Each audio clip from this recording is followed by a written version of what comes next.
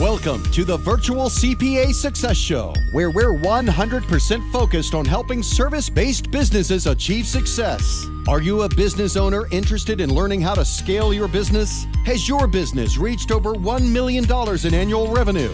Then this podcast is for you. Hello, everybody. Welcome to today's podcast. Today, we decided to bring one of our trusted CFOs in to talk about future CFO services and what makes a company decide when they need CFO services. So instead of having Jody and I sitting here talking about this, we thought to bring about someone who's on the line, talking to the clients and working in the field to talk about this. So James, welcome to the show. Thank you. Enjoy it. And again, Jody, welcome as always. Yeah, looking forward to this podcast. James has been with us for quite a long time, and he's the only one in our picture, if you can see it, that's got some cool picture in the background. I was kind of hoping you could start off real quick by explaining that picture to us, James. Right, absolutely. Describe it for those that can't see or that are listening versus speaking. Right. So it is a picture of an Indy car and driven by Pippa Man.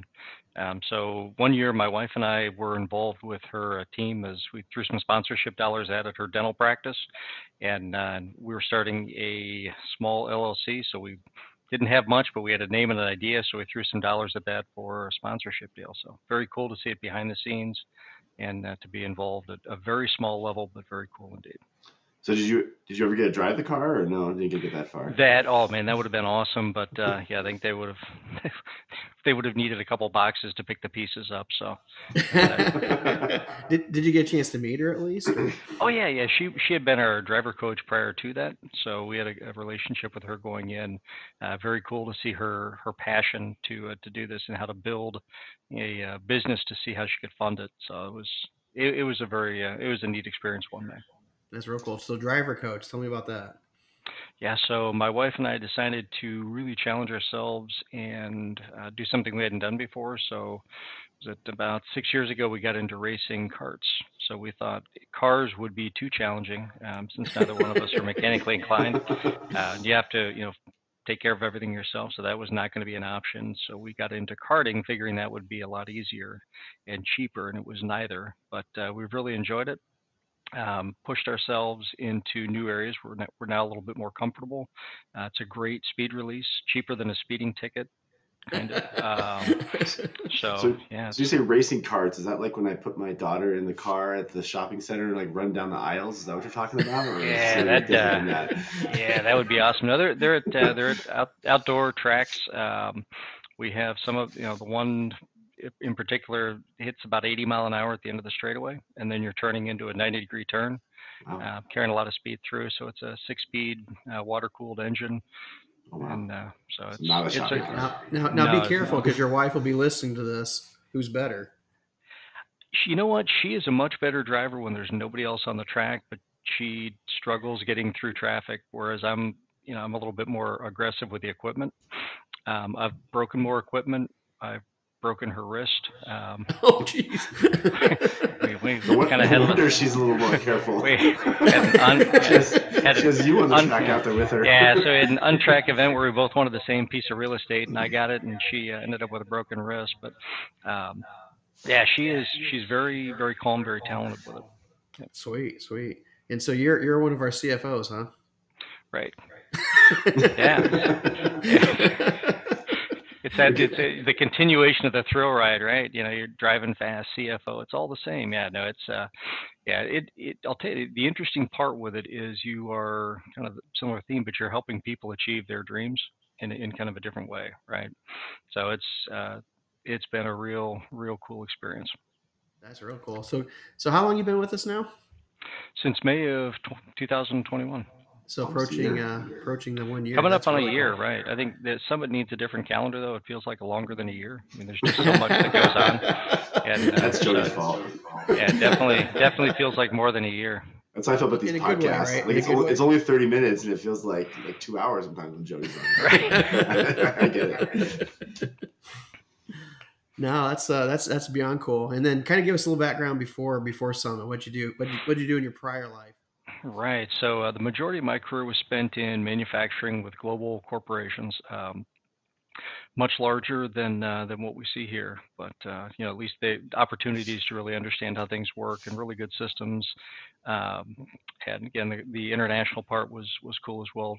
Setting up operations in Europe. I did Costa Rica, set up a business down there. So some really cool stuff on the manufacturing side. And then later in life, I said, well, let's try on the service side. So we got into, one was aviation maintenance for commercial aircraft, and the other was distribution in the commercial space. So kind of rounding it out, various roles from operational and then on the strategic side. So the last role was the CFO.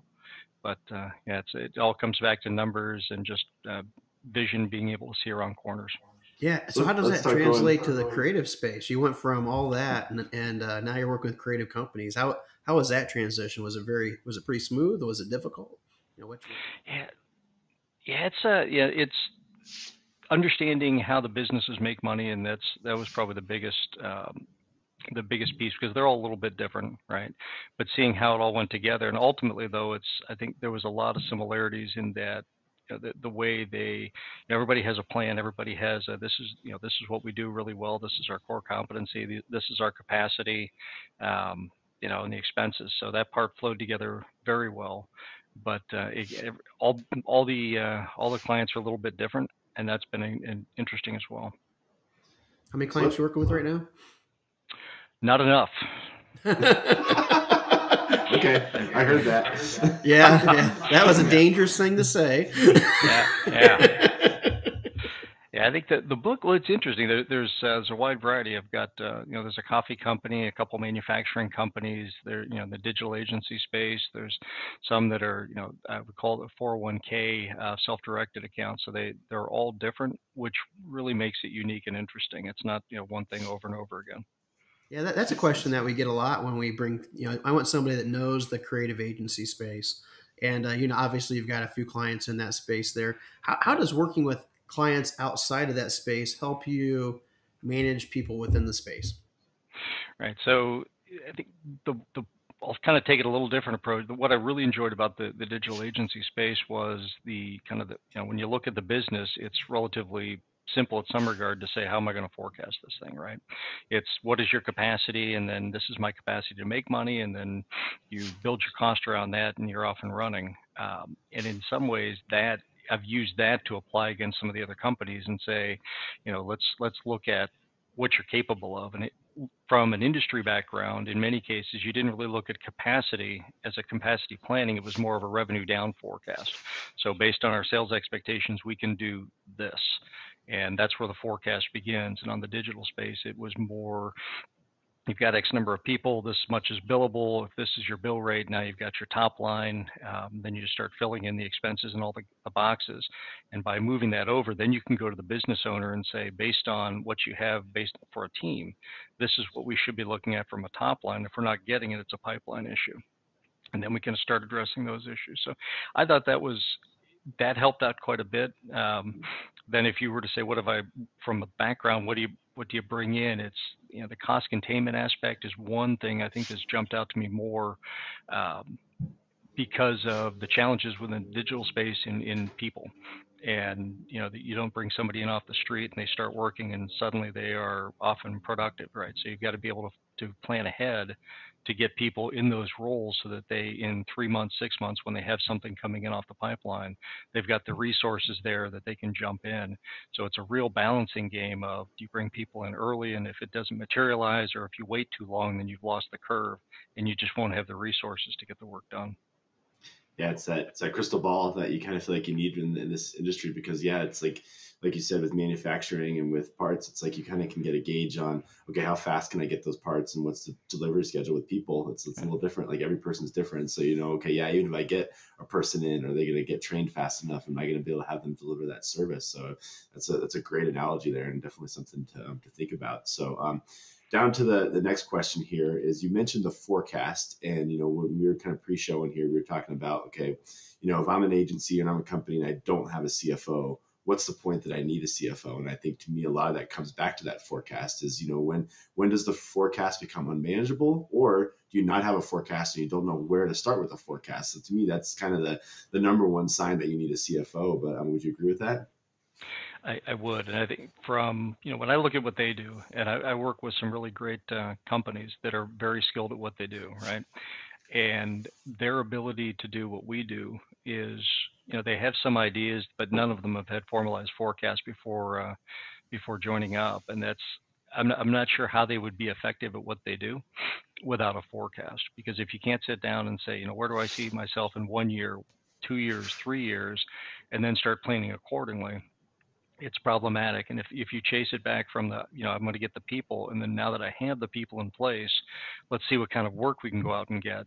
If you don't get the work quickly, then you're carrying that cost, right? So you're carrying that every month, and the longer you wait to get that work in there and get it started, so that can be a real challenge. I think and that would probably be the biggest if I had a business and I were looking at, when do I add the CFO?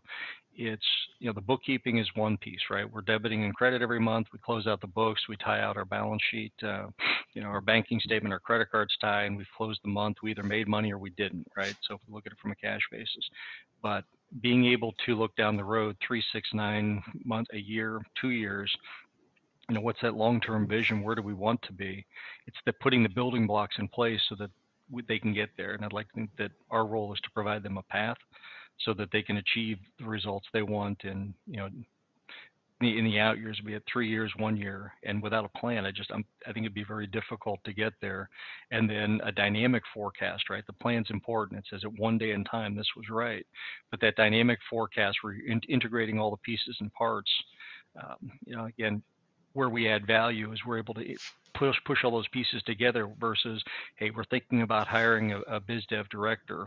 What do you think? They've made up their mind that's something they need to do, and it makes sense, but what's the financial impact of that? And then if the world suddenly fades a little bit, how does that impact their business? Is that going to be something they can sustain now, or is it something they need to defer? So it's helping them answer those long-range questions, not as much in the next 2 to 3 weeks, but it's the downstream questions to give them the comfort that when they start rolling down that road, they're in good shape. And I think the biggest thing with that is the consistency, right? Like, I think a lot of companies either do a budget once a year, or they do a forecast and then they don't keep it updated. And when those questions come, they're like, okay, now we got to update our forecast, and they have to catch up, and they have to pull the numbers through, and they have to do all the legwork. And I've said this oftentimes on a sales call is, what we're going to provide is you're going to have that forecast done every month. And some months it might just be business as usual. Here we are. We think this is good. Nothing's changing. But when you need it, it's not going to be 2 weeks of back work. It's going to be ready for you. We can pull it up and we can talk through it. So I think that's the biggest thing. And I think that's with a lot of these outsourced functions is it's just a peace of mind of knowing that when I have that question, I'm ready to pull on it. Yeah. And I think on that also, what James kind of pointed indirectly to is that, the forecast isn't just the revenue side. It's not just the revenue and expenses, and here's what my net income is going to be. Because in reality, net income is really what you pay taxes on. That's pretty much it. It doesn't really tell you much more than that. But what it does tell you, if you flip it over, how does that really impact my cash position, my line of credit, my loans, anything like that I've got on the books? How quickly can I get that paid down? Those are the things really that an owner looks at more so, because they're like, I've got this cash, I'm going to be short in cash in November. What am I going to do? And it's good to know that here we're in March versus in November, so I can kind of plan it out. I can kind of mentally plan it out. I can kind of make corrective choices, on things that affect the income statement that ultimately impact, the cash position. Maybe there's nothing I can do. I'm kind of helpless or to the industry at that point, and I've got to figure out, well, how am I going to cover that? And so now's a good time to get a line of credit when things are still going well. There's a lot of things that that keep an owner up at night. And the biggest one for me is it's not anymore, obviously, but for the longest time it was like, I just don't want to screw things up because I've got payroll here, and I've got 30, 40, 50 people, 10 people, whatever it is, depending upon me to make payroll. And it's not just those people, it's their significant others, it's their kids, all these, I'm responsible for a lot of people. And, what that forecast did for us when we first started and created it, it gave me the sense of, okay, so here's the game plan. It might not like the game plan, but here's the game plan. Now, how can I tweak that game plan, as life hits me in the face? And what does that really impact things, so that I can sleep at night. It's not going to be I'm not waiting on that one receivable to come in before I can make a payment to pay payroll. And some people out there may laugh or may not remember it, but for those of us that have had to go through the ups and downs of owning a business, that's very clear. And in some people, it's clear today, and it's happening today. And so that's kind of where the forecast, I feel, is the most.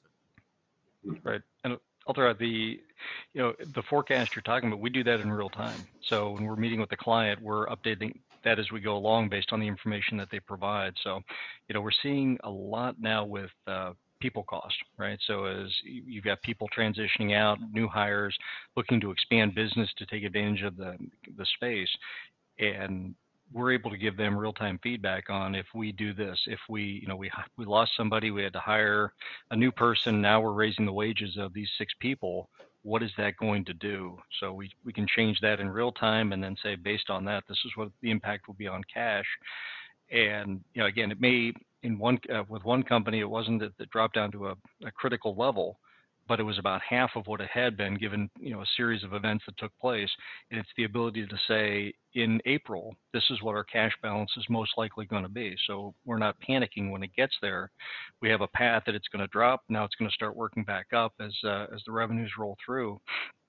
But again, with the rapid change in people cost, that I think would give the great companies, like, we want to add these 7 people, what's it going to do? And then you can adjust on the digital side, what is their capacity in the first 3 months or whatnot, and they can see this is the billable hours in real time. It's not, we'll get back to you with that information, and now we're 2 to 3 weeks adrift and they've already gone a separate direction.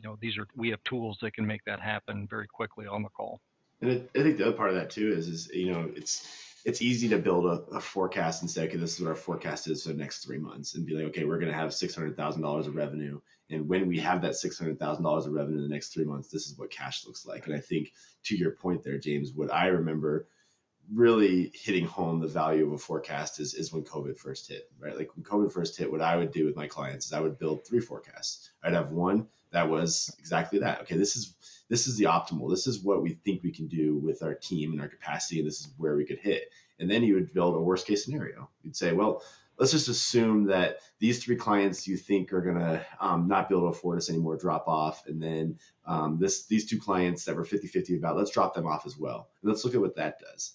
And then in the middle, you kind of say, okay, well, instead of losing 5 clients, let's assume we're just going to lose 2 of them. And then you can look at all 3 of those scenarios against each other and see what it does to your cash, see what it does to your income statement, see what it does for people. And that's just one example of really modeling and using that forecast of saying, okay, let's build scenarios and see what that's going to look like. And I think that's exactly what having a forecast quickly at your fingertips gives you the ability to do, as opposed to having to spend so much time building the forecast. By the time you build it, you're just worn out and done and don't want to play with it anymore. Right. And the integration with the income statement and the balance sheet, we have that. And right now, these are some of the exercises actually we were going through this week with some clients was, given the events in the world today, right, the price of oil's skyrocketing. So we have those factors that are putting a lot of pressure on what happens if revenue starts to drop off. What if these things don't happen and the costs rise? What's that going to look like? And give them at least a first glimpse of, or start thinking about it. Because in one case, they were, in their own mind, I think they were going through they're impacted by fuel costs. So as fuel costs raise, it becomes more challenging for them. And they were thinking, what impact could this have? And so you're able to walk through that with them and say, okay, if these things happen, if we can't get this, the pipeline, if it changes a little bit, if things start canceling, then we're okay for the first half of the year. The second half is going to get a little interesting though. Yeah, and kind of adding to that, you've got those firms out there right now that are looking for ways to attract talent, and so I've seen not just one time or 2 times, it's multiple times where they're advertising or they're putting out there, hey, we're going to give Fridays off. We're only going to go to a 4-day work week, not meaning 4 10-hour days, but 4 8-hour days. Right. That would scare me after death if I didn't have the forecast in play, because what does that do to our top line revenue? Because expenses are going to be pretty much the same. You're still going to pay them. So how does that impact it? And what are the levers I need to pull in order to make that happen? Because it can happen definitely, but it could happen maybe that you expect them to bill more, maybe as a percentage, instead of billing 80% of what they're out there, maybe it's 90%. So instead of for 32 hours they're billing 30 hours a week out of the 32. Or maybe it's we've got to increase our price in order to compensate for that. So instead of a 5% annual increase that we're going to give to our clients, maybe it's a 10 or 15% year one, and then level off at 5% once that's done. But man, for those companies that are just going out and just doing it, that scares me up to death. It really does, because they really need to know what that impact is, where that forecast is what it's gonna dial in for you. Because the forecast isn't just based on hey, we're going to do a 10% increase next year. It's not based on that, right? It's based on the non-financials that control that. How many people, what's their average bill rate, what's the utilization, if it's a people person, if it's a product, then how often does that product churn, what's their retention rate, what's the how many products are you bringing on a weekly, monthly, daily basis in order to sustain that. So there's a lot that goes into a forecast, and very rarely do we ever create a forecast that's just simply we're going to increase things 10% over next year. Right. What business owner knows exactly how that's going to happen? I'm going to do 10%. Oh, why not do 12%? What's the, it's just a phantom number until you actually put non-financial information behind that to kind of roll that out. And so, all decisions, whether it's a reactive decision like James that you'd mentioned, that the oil prices, so that's it's impacting things, or if it's a proactive decision like I just mentioned with maybe taking things to a 4-day work week, all those different things are so important to have that forecast in place, accurate, so that you can make those informed decisions. Because again, like James mentioned, it's very dynamic, right? It's always changing. Yep. Forecast is never static. It's always, something's always going to happen this month that you weren't expecting, or good and bad, and it's going to really impact things to where you really need to be on top of it and have that informed thing. And I think all by itself, and this is kind of a different thing, I guess, but if I was a business owner and I had my forecast there, why do I need you, James? Well, I think that's the great question, right? It's because everything we've talked about to this point has been on the forecast, so looking forward, right? We haven't talked about the integration of the actuals against that. But with the modeling that we do, we're able to sit back after the month and say, okay, this is where we landed for the month, and these were, the variances against the forecast. So what were the drivers on that, right? So it could be the number of billable hours. We expected it to be here based on the head count. I do have a client that does 32-hour work weeks, and I think it's 20 hours of billable, and they bumped up their bill rate to offset that. So, but this is what they had as an assumption, and this was reality. So why was there a departure? We thought billable hours would be at one number. They were 200 more, 200 less. Usually that's the one that draws concern. So the billable rate was down, or they dumped more hours into a project than what they anticipated. Same thing, we're seeing that in retainers. So when we use some of the tools that we have to close out a month, be it revenue recognition or job profitability, we can get very specific about what changed. So you may have put 60 hours on the project, but you expected that to be at this internal rate of cost for using these teammates, but you actually use different teammates because you were falling behind. You put in 60 hours, but at a much higher cost. And now we can help them understand the numbers, what took place. I think those discussions are critical, because it's not, you may look at the results and say, okay, we were within 20,000 of where we thought we would be, but what got us there was entirely different. And if you start getting that out there and say, this is the second month we've seen this dynamic where we have been significantly short on billable hours, you can point to where the gaps are within a particular department, then they can look internal and say, okay, that does make sense. With one client, we rolled out the revenue recognition process at the end of 21. So 22, we started this, and the results from them have really been eye-opening in terms of they hadn't really taken hours into consideration before. It was something they did, but now we're really getting into the number of hours that team worked. You should have generated this much top line. You've generated less.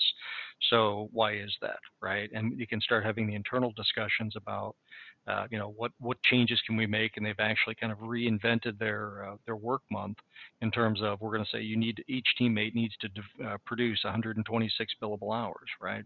So that's rewarding to see that happen, where they're taking, this is the real world, how we blended up against what we forecasted, but saying, these assumptions we made to support the forecast, that's not what's happening now. How do we get that realigned as we go forward? Yeah, I was going to say, I think to me, that's signal number 2 that you need a CFO is if you don't know, you're making money, but you don't know why you're making money.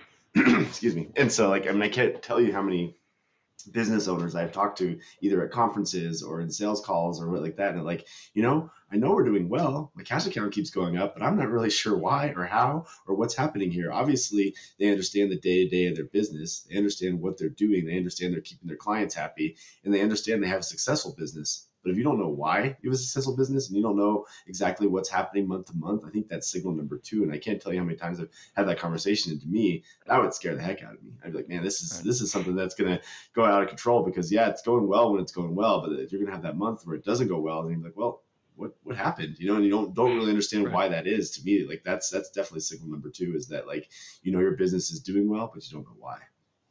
Right. Yeah, and they do what they do very well. It's amazing to watch their creative process in the agency space, but they generally are very skilled at what they do. It's the financial piece is what mystifies them somewhat. And even if they understand it, many of them have a very solid understanding. They don't have the tools that we have, and they don't have the backgrounds that we have, where some things are maybe a little bit more obvious. So to be able to bring them ideas and say, okay, so we are, the utilization rate is way down this month. Oh, that's because we've hired new people and we're spending twice as many hours on certain projects as they're in the learning mode. Okay, so when do we expect to see that dissipate? Well, probably in another 2 months, and then we're going to see an uptick. So you make that note, and 2 months later, if you don't see the uptick, then it's okay. It didn't happen the way we thought it was going to happen. So it's being able to give them feedback and look into what they're doing and ask questions of themselves, and then say, how do we get a better product? And it's the taking away surprises, right? So if at least they're aware of something that everything has a cost, or that especially on the retainer side, we'd find out that given the rate to the client, they were presuming X number of hours, but they were blowing through that every month, and it really wasn't sure why. So either a quoting issue, or we were overrunning the scope, and then now they have something that they can actually go back to that team and say, what can we do to fix this? How do we get better? Yeah. No, I think the second side of that too is sometimes it's just nice to have someone to talk to who understands the numbers, like within your business. I know accountants get a bad rap that we're kind of nerdy and we're kind of numbers people, but when it comes to your business, it's just nice to have that person to talk to. And I've said this probably 50 times on the podcast, but I've worked in industries, I've worked in large companies, but the amount of times you see the CFO and the CEO walking down the hall together is constant. And when I was at Frontier Airlines, they were inseparable. Their offices were next to each other. If they were at lunch, they were eating next to each other. They were always talking to each other. And that's how businesses run, is that the CEO and the CFO are intertwined, because you do want that person that understands the numbers to help bounce ideas off of and talk through with stuff. So the same goes for small businesses. So we've made it through our 30 minutes here. So I want to get final thoughts from both of you. Like I said, I think we talked about kind of the two things to look for when you need a CFO. One is that you need a forecast, you don't have a forecast, and 2 is that you have numbers and you're doing well, but you don't know why. But I would love to get final thoughts, and we'll start with you, James. Right.